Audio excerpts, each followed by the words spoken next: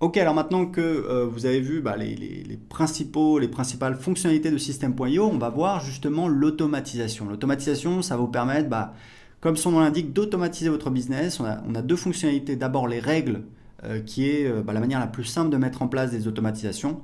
Et puis on a un nouvel outil qui s'appelle l'éditeur de workflow que je vous montrerai par la suite. Donc les règles, ici on peut filtrer les règles en fonction de certains critères, le déclencheur, l'action.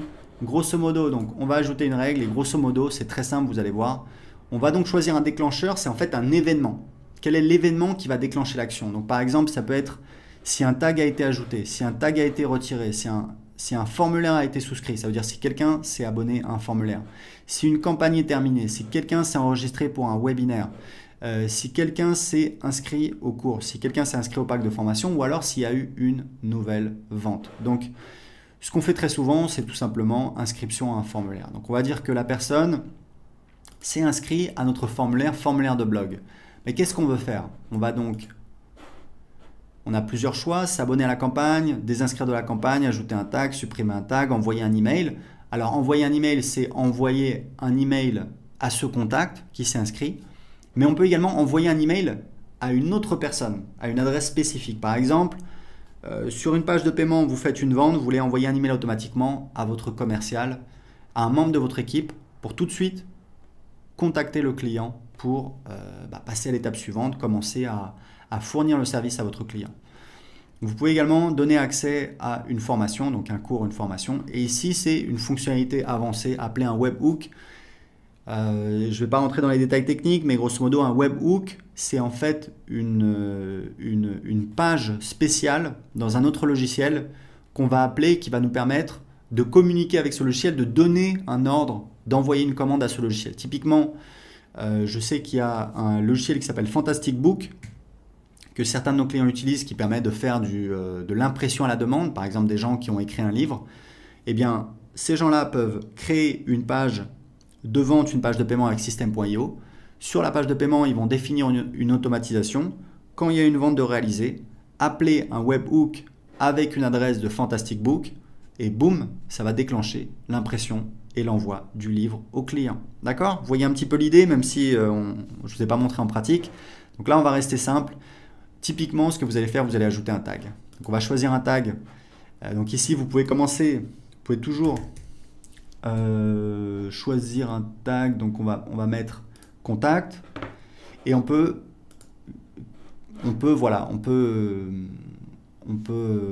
déclencher plusieurs actions pour le même événement. Donc par exemple, s'abonner à la campagne. Alors pour l'instant, je pense qu'on n'a pas de campagne. Voilà, 7 conseils pour.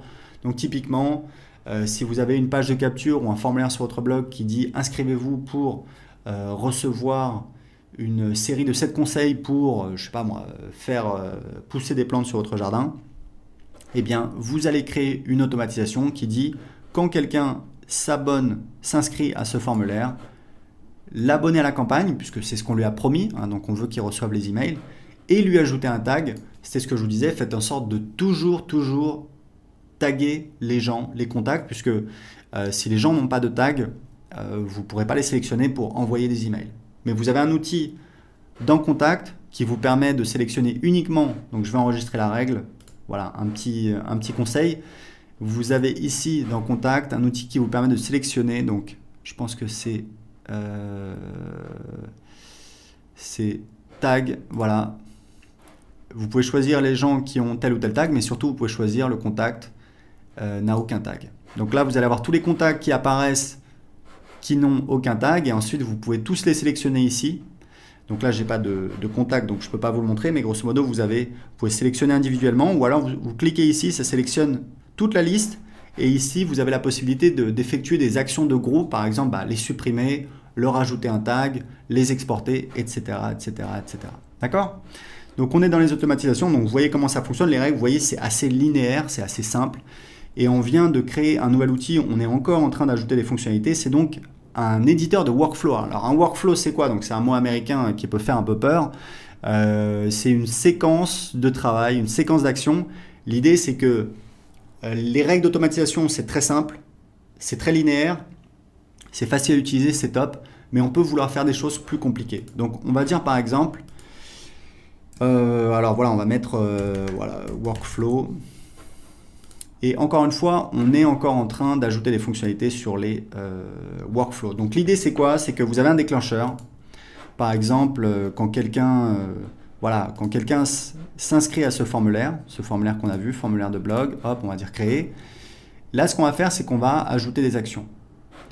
Donc action, donc ça peut être comme on avait vu d'ajouter un tag, ça peut être la première chose. Donc on va mettre quoi? Contact, enfin c'est pareil. Voilà, et ensuite on va pouvoir ajouter d'autres actions. Donc vous voyez que c'est plus complet, ça vous permet de faire des séquences. Et en fait, je vous disais, on est encore en train d'améliorer cette fonctionnalité. Grosso modo, ici on va pouvoir ajouter des délais, donc par exemple attendre 2 jours.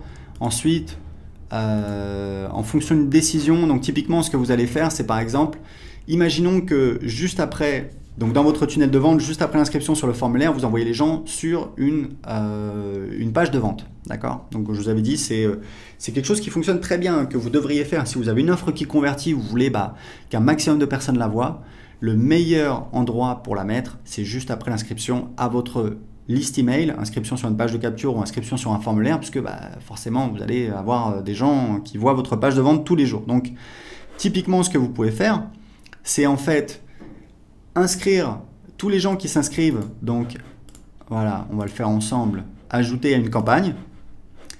Et cette campagne, voilà, donc imaginons que sur la page de remerciement dans le tunnel de vente, les gens voient la page de vente, ils achètent ou non. Vous les abonnez à la campagne 7 conseils pour blablabla, où vous envoyez des emails pendant, je sais pas moi, une semaine.